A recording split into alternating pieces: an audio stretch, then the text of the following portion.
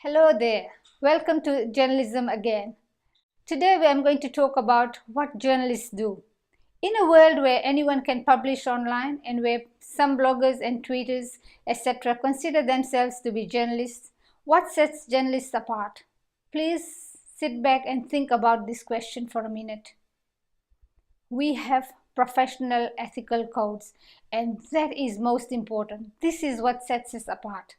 Audiences should be able to trust what we write and what we present as news.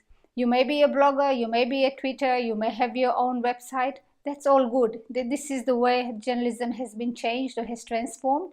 That's all good, but you still have to engage with what journalists do, which is research, find factual information, and then present these as factual information, not as your opinion.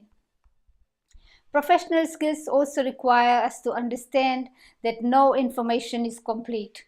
We therefore search, find, filter, and present information as news to our identified audiences. We do this as professionals and masters of our own trade. Professionalism comes through the research for truth or the search for truth. We exhaust our sources given the time that we have to put together a story. We verify information, and most importantly, we take responsibility for the information we put out.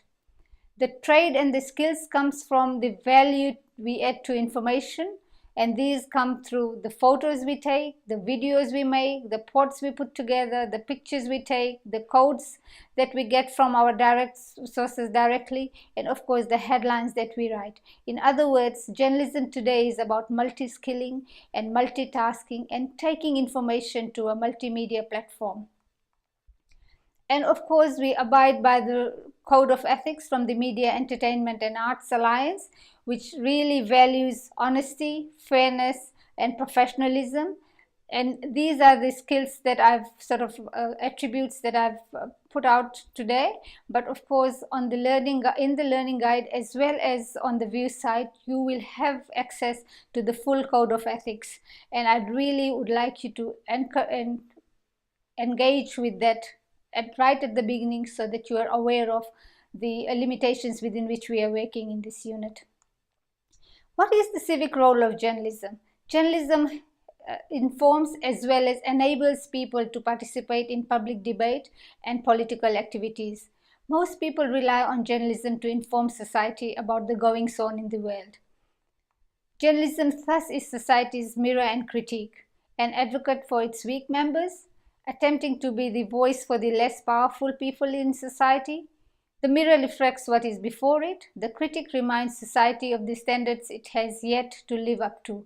And again, I've paused for a while and just like to remind you to just look around, search around, and take your memory back to some of the stories that are in circulation. For example, the corruption inquiries in New South Wales and at this federal level. All these happen through the power of journalism. And that's why journalism is really important, and of course very important in providing a voice for the less powerful. So I'd really encourage you to engage with social issues when you're considering writing your stories. Keeping the bastards honest, the watchdog role of journalism. Journalism helps people make up their minds and function as citizens of a community. Say, for example, you get to know about the goings on in government. Will you be electing them the next time around when you go to the polls? Think about those realities and possibilities. It also helps people plan their daily lives. Information about events that disrupt planned activities, such as the daily commute as a result of an accident. What would you do? Would you go in the direction where there's a major accident and a traffic pileup? No, you wouldn't do that. And journalism fulfills that role. And then, of course, journalism also brings in the first draft of history. We record things and these become historical records. This aspect of journalism presents it as putting events, ideas, information, and controversies into context.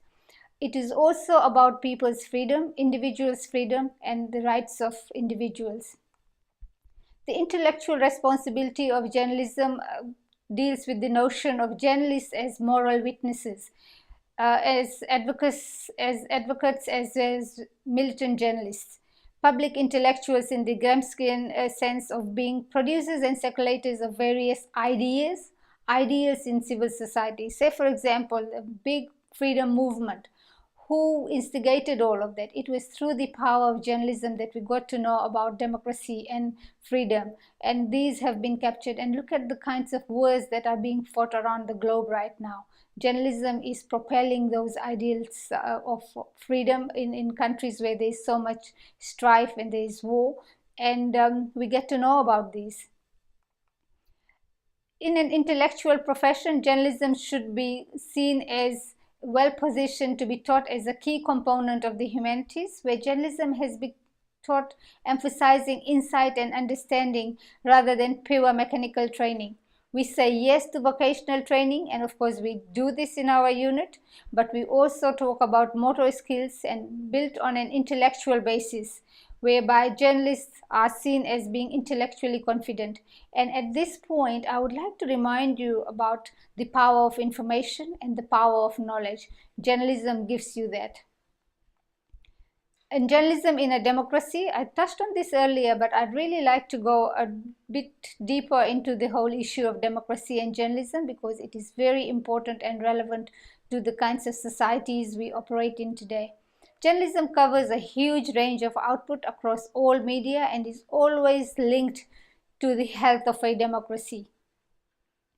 And that's where freedom of the press sort of kicks in. The political process gives, or journalism's part of the political process as well, is it's seen as the fourth estate, whereby journalists keep the church, the judiciary, and the government under scrutiny. These are three very powerful institutions, and again, reflect back on the kinds of inquiries that are being held about the churches and the way they operated. Even the judiciary, when punishment is meted out, and if it does not match the crime, it is through journalism that we hear about the outcry, the public outcry, and the public voices, or the voices of the people who are basically shoved or pushed to the corner. The news media today. This is a time of significant change for journalism and news audiences. It is really important for us as journalism practitioners to actually understand our audiences, identify them, and then of course target our work, target our writing, target our news products to those niche markets. The world is becoming a shrinking globe basically, and we have so many audiences that we could target, but again we will not be able to fulfill that promise. So the better ideal would be to focus on your niche markets, identify the small markets that you are going to target your work with, and really go and fulfill that need first. Of course, what we publish, especially on the internet today, reaches out to a global market, but you really need to identify your own market first. As digital natives, you take for granted the instant, borderless flow of information. We comment, we entertain, we provide information. You take for granted your own profile in the virtual world. You might not realize this or care how recent most of this is, but this is really having a big, huge impact on journalism practice. And of course, you just really need to look at the way the newspapers are becoming a shrinking market today to understand how journalism has had an impact on society and the communities that we exist in.